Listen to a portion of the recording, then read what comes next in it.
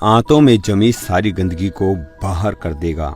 यह है असरदार नुस्खा। अगर आप चाहते हैं अपनी आंतों को साफ करना तो इस नुस्खे का जरूर इस्तेमाल करें। आपके शरीर के 80 से ज्यादा रोग हो जाएंगे दूर।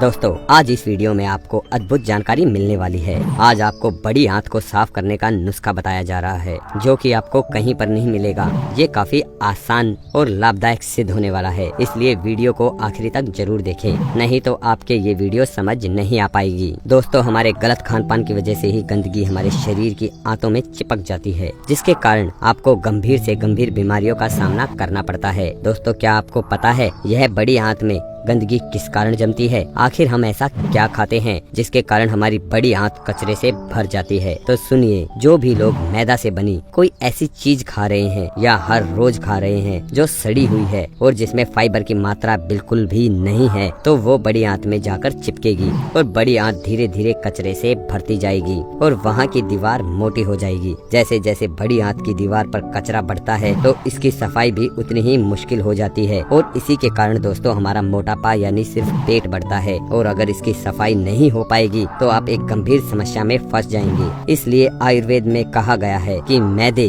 और मैदे से बनी चीज आहार में नहीं चाहिए, इसलिए आप इसे न खाएं। बड़ी आंत में कचरा बढ़ने पर आंतों में अत्यधिक कफ का निर्माण होने लगता है और वो कफ फेफड़ों की ओर जाता है और जमने लगता है, जिससे सांस लेने में दिक्कत होती है। और यह अत्यधिक कफ का निर्माण बड़ी आंत में कचरा जमने की वजह से होता है। और साथ ही कब्ज होना, पेट में गैस की समस्या, पेट में भारीपन, पेट में कसाव, मुंह में छाले, पेट दर्द जैसी समस्याएं होने लगती हैं। दोस्तों, मैदा अपने आप में तो खराब है ही, फिर इससे भी ज्यादा खराब स्थिति है मैदे को सड़ाकर बनाई गई वस्तु को खाना। और मैदे को सड़ाकर जो सबसे ज्यादा बनने वाली वस्तु है वो है डबल रोटी और पाव रोटी। मैदे को सड़ाकर बनने वाली दूसरी वस्तु है वो है बिस्किट और बेकरी के आइटम। ये तो और भी खराब स्थिति में पहुंचा देते हैं दोस्तों मैदे को। इसलिए आप अभी से इसको खाना बंद कीजिए, क्योंकि ये मैदे से बनी चीजें दीमक की तरह से बड़ी आंत की दीवारों पर चिपक जाती हैं। और जब ऐसा होता है तो आपके सामने बहुत बड़ी समस्या खड़ी हो जाती है, क्योंकि बहुत मुश्किल हो जाता है इस मैदे को खुरच कर बाहर निकालना। साधारण स्थिति में पानी तो उसको नहीं निकाल पाता है, फिर उसके लिए खराब से खराब दवाइयाँ आपको देनी पड़ती हैं, जुलाब करना पड़ता है। आपका पेट साफ करने के लिए बहुत ही स्ट्रॉन्ग दवाइयाँ आपको देनी पड़ती हैं। कई बार एनिमा देना पड़ता है, कई बार नेचुरल पैथिकन के सेंटर जाकर आपको पेट की सफाई करानी पड़ती है। इन सभी परिस्थितियों में आप फंसे और दुख तकलीफ झेलें, उससे अच्छा है आप कभी भी मैदे और मैदे से सड़ाकर बनाई गई वस्तुएं जीवन में न खाएं, ताकि आप कभी भी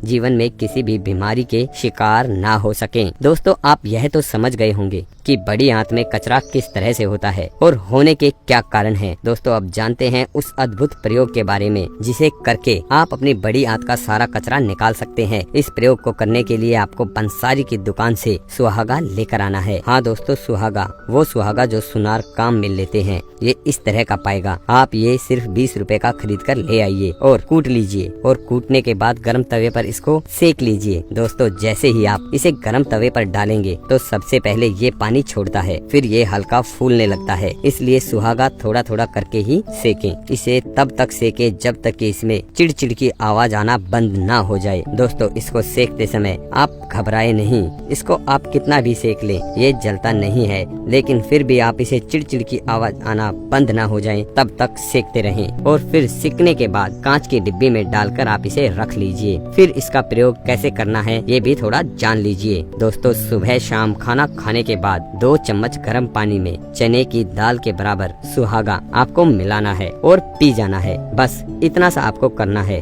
और फिर देखिए इसका जादू। आपके पेट में कितनी भी गंदगी क्यों ना जमी हो, सबको बाहर निकाल देता है यह, क्योंकि यह सुहागा ही एकमात्र ऐसी चीज है जो बड़ी आंत को सबसे जल्दी तीव्रता से साफ करता है। इसके सेवन से किसी भी प्रकार का साइड इफेक्ट इसका कोई भी नहीं है। शुरू के 3 दिन ही खाली पेट सुबह शाम इसका सेवन करना है, जिससे आंतों में जमी गंदगी काफी हद तक बाहर निकल जाती है। फिर 3 दिन होने के बाद खाना खाने के बाद ही इसका सेवन करें, ताकि जो भोजन आपने किया है वो सारा सड़ेगा नहीं, वो आंतों में ही नहीं चिपकेगा। दोस्तों ये सुहागा कितना भी पुराना दमा हो उसको जड़ से खत्म करता है। जिसके मुंह में कितने भी छाले हों या फिर पेट में गैस बहुत ज्यादा बनती हो, पेट भारी रहता हो, उसको ये सुहागा जड़ से खत्म करता है। दोस्तों इस प्रयोग को सभी लोग कर सकते हैं, पर जो छोटे बच्चे हैं और उनको बलगम या सांस की बीमारी है तो उनको भी दे सकते हैं, पर छोटे बच्चों को इसकी मात्रा आधी कर दें। इस बात का स्पेशल ध्यान रखें। जिसके भी छाती में खड़खड़ की आवाज आती हो